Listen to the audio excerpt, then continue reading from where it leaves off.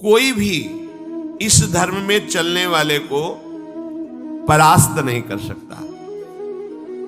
ये बात ध्यान से समझ लीजिए। जैसे कोई बहुत बड़ा तांत्रिक है और वो भूतों को वश में करने वाला है और तुम्हारे ऊपर भूत लगा दे, तंत्र के द्वारा मारण मूठ या कोई शाप या किसी तरह का अमंगल, ध्यान दीजिए ये इस धर्म की बड़ी महिमा है। यदि आप भगवद आश्रित हैं, नाम जप कर रहे हैं, तो ना माया का कपट चलेगा, ना किसी का तंत्र तुम्हारे ऊपर चलेगा, ना किसी का कोई मारण मंत्र चलेगा, ना कोई भूतावेश तुम पर आविष्टित कर सकता है, ना किसी भी तरह की कोई विषाद की। यदि आप सच्चे हृदय से भगवान की शरण में हो तो तुम्हारे ऊपर विष का भी प्रभाव खवाया जाएगा। विष वो हो जाएगा स्वास्थ्यवर्धक अमृत। गरल सुधा गोस्वामी जी के रिपु करहि मिताई, गोपद सिंधु अनल शीतलाई। जो भगवान का आश्रित जन होता है उसको विष भी अमृत हो जाता है। अगर उससे दुश्मनी करेगा ना कोई और उसका बुरा चाहेगा, वो जितना कुप्रचार करेगा, निंदा करेगा, उतने उसका यश बढ़ेगा। अगर वो आग लगा देगा तो उसके शरीर में चंदन से भी बढ़कर शीतलता का काम आग करेगी। जो भगवद आश्रित है। श्री हरिराम व्यास जी ने भी प्यारी जी के चरणों के आश्रित जनों को पुष्ट करने के लिए बताया कि राधा प्यारी के चरणारविंद शीतल सुखदाई, कोटि चंद मंद करत नख विद जुन्हाई।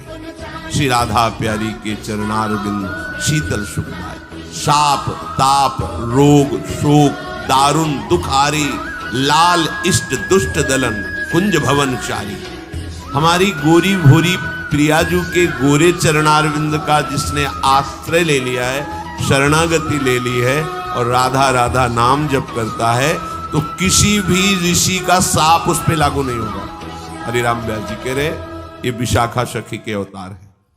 कह रहे शाप कोई लागू नहीं होगा उसके ऊपर। ताप दैविक भौतिक ताप उसका स्पर्श नहीं कर सकता। कोई भी पाप उसे अपने अधीन नहीं कर सकता। किसी का भी तंत्र मंत्र उसके ऊपर लागू नहीं हो सकता, क्योंकि ये चरणारविंद लालजू के भी इष्ट है और ये चरणारविंद दुष्टों की दुष्टता का दलन करने वाले और हृदय में प्रेम प्रकाशित करने वाले हैं। कोई भी भयानक से भयानक रोग तुम्हारे शरीर पर हो सकता है, पर वो तुम्हें अधीन नहीं कर पाएगा। शाप ताप रोग शोक, बड़ी से बड़ी हानि होने पर भी तुम्हें शोक स्पर्श नहीं करेगा। प्यारी जी के चरणों का जिसने आश्रय ले लिया, ये ऐसा परम धर्म है कि इसके आश्रित को कोई भी तंत्र मंत्र मूठ मारण भूत प्रेत पिशाच पिशाचनी कोई भी नहीं स्पर्श नहीं कर सकता। ध्यान रखना। हाँ, अपना कल्याण कराने के लिए सामने आ सकता है, क्योंकि नाम जापक ही सबके कल्याण का सामर्थ्य भाव रख सकता है। जो निरंतर नाम जप करता है उसमें सब सामर्थ्य आ जाती है। एक बार भाई जी से हनुमान प्रसाद पोद्दार जी समुद्र के किनारे बैठे नाम जप कर रहे थे, तो देखा एक सफेद पोशाक पहने हुए पाग बांधे हुए पारसी वेशभूषा में सामने खड़े हैं। भाई जी ने सदाचार के कारण कहा, बाबूजी क्यों खड़े हो, बैठ जाइए। तो उनका आप बोले तो मेरे में सामर्थ्य है आपसे बात करने की, डरना नहीं आप। भाई जी ने कहा मैं क्यों डरूंगा, आप कोई भयावह थोड़ी लग रहे हैं। बोले लग नहीं रहा, लेकिन भयावह हूं, मैं प्रेत हूं। कोई बात जो भगवत भजन में ये सब कई जगह ऐसा घटना में गंगा किनारे जैसे स्मशान है, ऐसा नहीं कि प्रेत योनि नहीं होती है, पर वो प्रभाव नहीं दिखा सकती, ऐसे प्रत्यक्ष देखते। भाई जी ने कहा कि तो आप हमारे पास क्यों आए हो? बोले अपना उद्धार करना। मुझे गीता कंठस्थ है, बहुत से शास्त्र कंठस्थ हैं, पर कुछ ऐसी मेरे से गलतियां हो गई जिनके परिणाम रूप मुझे प्रेत योनि प्राप्त हुई है। फिर मुझे आंतरिक संकेत हुआ है कि आप हमारा कल्याण कर सकते हो। भाई जी ने कहा तो बड़े आश्चर्य की बात है कि आपको गीता कंठस्थ है और फिर आप प्रेत योनि में गीता के एक श्लोक बोल दे तो प्रेत तो मुक्त हो जाता है। बोले मुझे से कुछ ऐसे भयानक अपराध हो गए, जैसे गुरुद्रोह है, वैष्णव अपराध, ये बड़े भयानक अपराध होते हैं। जब किसी का पतन होना होता है तो माया यही खेल खिलवाती है, क्योंकि और सब पाप है वो दरस परस अगनाश, गुरुजनों के संतों के दर्शनों से ही नष्ट हो जाते हैं। लेकिन संत द्रोह, नाम जापक, वैष्णव द्रोह, गुरु अवज्ञा, गुरुद्रोह, ये भयानक अपराध होते हैं, इनसे दुर्गति हो जाती है। तो अपना कल्याण करने के लिए कोई ऐसा भले नहीं तो किसी भी भक्त के सामने, भगवद आश्रित नाम जापक के सामने किसी का चेटक नहीं चलता है। मथुरा दास जी की भक्ति का प्रभाव, हजारों लोग अनुयायी, हजारों लोग शिष्य बन गए। तो अब वो तांत्रिक था, तंत्र मंत्र का उसे बहुत ज्ञान था। श्री मथुरा दास जी जिस नगर में रहते थे वहां वो जाकर अपना नाटक शुरू किया। उसने सब जगह प्रचार प्रसार किया। मैं गंडकी नदी में 12 वर्ष तक खड़े होकर के तपस्या करके आया हूं, केवल दूध का आहार करता था, उसके प्रभाव से शालिग्राम भगवान हमारे बस में हो गए। और आप सबको मैं दिखा सकता हूं कि शालिग्राम मेरे वश में है, देख लीजिए। सिंहासन लाता, बाहर रखता, हजारों की भीड़, ऐसे ऐसे करता तो वो ऐसे शालिग्राम उठते और नाचते हुए ऐसे ऐसे फिर रख जाते, फिर ऐसे ऐसे ऐसे। तो सबको आश्चर्य हो रहा, जैसे चुटकी बजा रहा वैसे शालिग्राम की बटिया ऐसे ऐसे ऐसे। लोग भीड़ कटने लगी, क्योंकि अब जैसे राधा राधा कहो, कोई जंतुर नहीं है, कोई भस्म नहीं है, कोई वादा नहीं है, वो फिर वहां तो दिखाई दे रहा है, कोई लगता है ना कि हाँ। अब हमसे पूछो कि हमारे मन में क्या चल रहा है, नहीं पता। हमें ये देखना है कि हमारी प्रिया जी के मन में क्या चल रहा है। मन मन की रुचि जानने, मुझे अपनी लाडली की मन की जान के उनकी परिचर्या में रहना है कि तुम्हारे मन की जान के तुम्हारी परिचर्या में रहना है। हाँ, तुम यदि मन से ऊपर उठना चाहते तो हमारी बात मान लो, मन को अधीन करके, और मन के अधीश्वर भगवान में तुम्हारा प्रेम हो जाए, तुम्हारा जीवन कृतार्थ हो जाए। अब वहां नाम नंद नंदन का भजन पद्धति, तो जो कमजोर लोग थे उन्होंने कहा कि आज तक कोई चमत्कार तो दिखाया नहीं मथुरा दास जी ने। देखो ये हैं संत, 12 वर्ष से दूध पी के गंडकी नदी, 12 मिनट भी नहीं खड़ा होगा कभी। अब भेंट जो जितनी चढ़ाएगा उतने उसके दुख नष्ट होंगे। अरे भैया वहां तो रुपया सब समेटता, फिर दूसरे मोहल्ले में, पूरे गांव में अब तो जय जयकार, शालिग्राम भगवान को नचा। कोई सेवा की सामग्री लेने गए थे मथुरा दास जी की श्रीअंग सेवा में जो रहते थे संत जन, उन्होंने देखा, वो आए, बोले महाराज एक बड़ा चमत्कारी महात्मा आया, वो कह रहा 12 वर्ष से हम दूध पीकर गंडकी नदी में वो वैसे ऐसे करता तो साल। तो बोले भैया भक्त तो हो ही नहीं सकता, भक्त भला भगवान को अपना प्रदर्शन क्यों बनाएगा, और उसके बदले में भेंट लेकर के, ये तो नाटक है भैया। वो देखे भी नहीं थे, बोले ये तो नाटक है, कोई संत ऐसा नहीं कर सकता, कोई भक्त ऐसा, कोई संप्रदायाचार्य से दीक्षित वैष्णव मार्ग में चलने वाला, ये तो अपराध है। तो उनका महाराज जी तो हजारों लोग वहां प्रभावित हो, अच्छा है भगवान उस रूप में। बोले नहीं महाराज, फिर सत्य मार्ग के प्रकाशित करने के लिए आप यहां विराजमान, अगर उसका कपट पाखंड चला तो हजारों लोग धोखे में हो जाएंगे, चलो आप एक बार उसके सामने। तो उनका कि यदि हम उसके सामने गए तो उसका सब ये दुकान बंद हो जाएगा। बोले महाराज जी आप जरूर चलो, क्योंकि आपके चलने से यदि लोगों की श्रद्धा भगवान में वास्तविक लगे तो आप भी तो यही चाहने के लिए यहां गांव में वास कर रहे हो। उनको बड़ा दुख हुआ कि एक तो उसको दुख होगा, उसका नाटक बंद होगा, दूसरा कि वो जान क्यों नहीं रहा है जिन भगवान को तुम नचा रहे हो, अगर वास्तविक उनके तुम सेवक बन जाओ तो तुम्हें सब कुछ प्राप्त हो जाएगा। शालिग्राम भगवान श्री हरि ही है, कोई और नहीं है। पर बहुत जब उन्होंने कहा तो कहा चलो अच्छा, तो पाए परि गए लेके जाए ढिग ठाढ़े भये, चाहत फिरायो पे न फिरे सोच पर्यो है। जान गयो आप कछु याही को प्रताप ये पे, मारो करि जाप यो विचार मन धर्यो है। मुठी ले चलाई भक्ति तेज आगे आई नाही, वाही लपटाई भयो ऐसो मानो मर्यो है। हुए करि दयाल जा जीवायो समझायो, प्रीति पंथ दर्शायो ही भायो शिष्य कर्यो है। सभी शिष्यों ने चरण पकड़ करके मथुरा दास जी को मनाया कि आप वहां चले। तो आप गए सादैव सहज स्वरूप साधु का, जाके भीड़ भी इनके साथ है कि भाई उनका भी प्रभाव था, तो बहुत सी भीड़ साथ गई। जाकर के गांव वालों ने कहा कि भैया वो आप जो स्वामी जी दिखाते थे शालिग्राम भगवान का चमत्कार वो दिखाइए, हमारे गुरु जी आए हुए हैं। ये तो उसने जाना था कि महिमावान है तभी तो वो आया था, पर उसको ये पता नहीं था कि हमारा प्रोग्राम इनके सामने नहीं चल पाएगा, क्योंकि भगवान नाम जापक के आगे कोई तंत्र मंत्र, कोई शाप आप ये सब नहीं, वास्तविक जो भगवत मार्ग में है। अब उसने निकाला सिंहासन और पूरा सब शालिग्राम जी को, तो केवल चुटकी ही बज रही थी, शालिग्राम भगवान वहीं बैठे थे। हर प्रयास कर लिया, कोई चमत्कार नहीं। लोगों ने कहा कि दिखाओ ना, ये हमारे गुरु जी हैं, गांव में रहते हैं। अब भक्त की निष्ठा के सामने भगवान को भी छोटा बनना पड़ता है। इतने महान भगवान भक्त बलि जी के सामने बामन बन के भीख मांगने के लिए गए। भक्ति निष्ठा जीत सकते थे, आज्ञा दे सकते थे, ना आज्ञा दी और ना विजय प्राप्त की, भिक्षा में मांग करके दिया।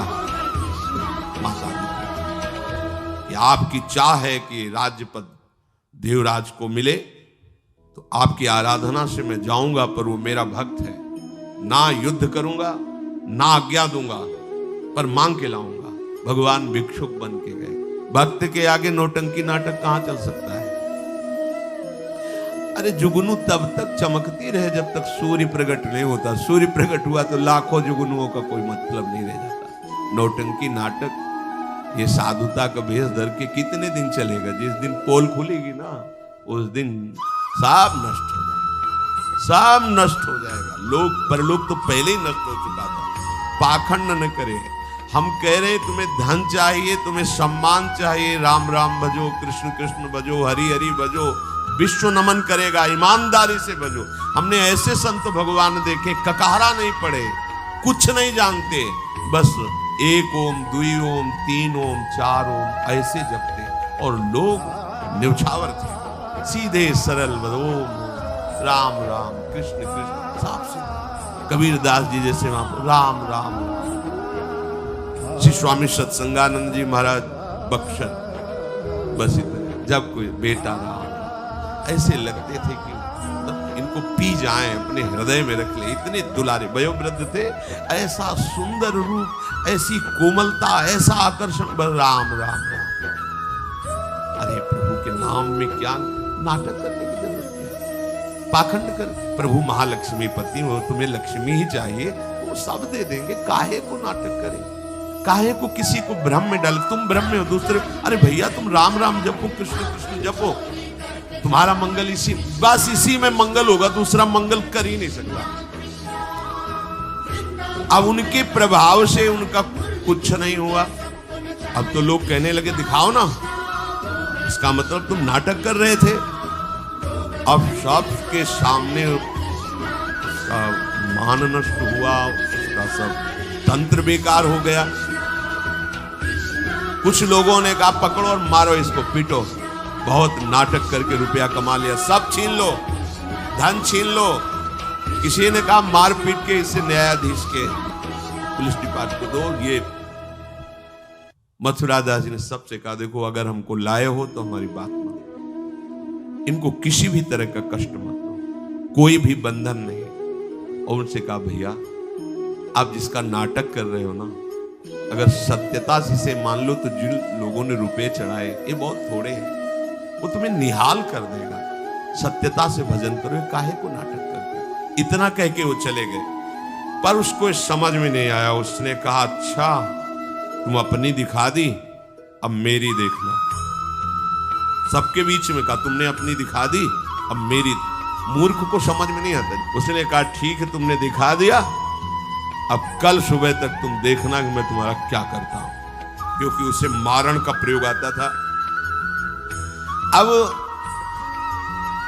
ये क्रोध उत्पन्न हो जाए तो राक्षस बना देता है, और क्रोध उत्पन्न होता है कामना से, और उसकी कामना सब नष्ट हो गई ना, सब किया कराया सब माटी हो गया, क्योंकि लाखों लोग प्रभावित हो रहे थे। अब वो क्रोध के वशीभूत होकर तामसी जप करने लगा। तामसी जप होता है विनाशकारी। अपवित्र सिद्धियां उसके पास थी। पवित्र सिद्धियां भी होती है जो दूसरों का मंगल करती है, अपवित्र सिद्धियां होती है जो दूसरों का नाश करती है। उसने मारण विद्या का अनुष्ठान किया है, जिसे देहाती भाषा में मूठ कहते हैं। आज मैं इस अभिचार से उस महात्मा का सर्वनाश कर दूंगा। भूल भूल भारी भूल। जो साधु की मीच तक है वो उसी मीच से मरता है। ये तो समझ में ही नहीं आया। सरस्वती जी को देवता और ब्रह्मा जी सब प्रार्थना कर रहे हैं कि अयोध्या वासियों की बुद्धि तो बदल दी, वापस गए। भरत जी आ रहे हैं, इनकी बुद्धि बदल दो, नहीं भरत जो कहेंगे वही राम करेंगे। दिमाग कल भरत की बुद्धि, अरे प्रभु का इशारा था इसलिए अयोध्या वासियों की बुद्धि बदल दी। भरत जी के विषय में सोचोगे भी तो नष्ट हो जाओगे। महाप्रेमी भरत के विषय में सोचना ही तुम्हारे लिए अमंगल हो जाएगा। और हम क्या, करोड़ों सरस्वती भी हो तो भरत की भाव भरी भक्ति में बाधा नहीं पहुंचा सकते। अब उसने प्रारंभ किया, बैठ करके आसन में मूठ कर एक खप्पर जैसी आकृति प्रकट होती है, और उसमें जाजुल्यमान तेज होता है। और वो जहां जाएगा तो जिसके पास जाना है वहीं शुरू हो जाएगा उसका खून पोकना, नीचे से शौच द्वार से मुंह से खून की उल्टी आना, उसके पहुंचते पहुंचते, और जहां पहुंची तो वो नष्ट हो जाएगा, मर जाएगा और वापस चली जाएगी। वहां जाके प्रमाण देगी कि हम काम कर रही हैं। वहां भक्तों ने देखा कि एक खप्पर में आग जलती हुई राउंड राउंड ऐसे गोला होता हो, तो जाके कहा मथुरा दास जी से, ये उसकी चलाई हुई मूठ है, तुम कुछ परेशान मत हो, यहां कुटिया की डेहरी में भी प्रवेश नहीं करेगी। अब वो आकर के मारण बस वहां घूम रहा है। मथुरा दास जी निकल के आए, हाथ जोड़ा, क्योंकि सब मंत्र सब सिद्धियां भगवान की, तो ना चाहे पवित्र हो या अपवित्र हो, तो उनका तुम सर्वज्ञ भगवान की ही शक्ति से संपन्न हो। तुम जानती हो कि हमारा कोई अपराध है क्या? अगर अपराध है तो हम बाहर निकल के आते हैं, आप हमें नष्ट कर दो। यदि अपराध नहीं है तो जिसके द्वारा किया गया उसको दंड दो।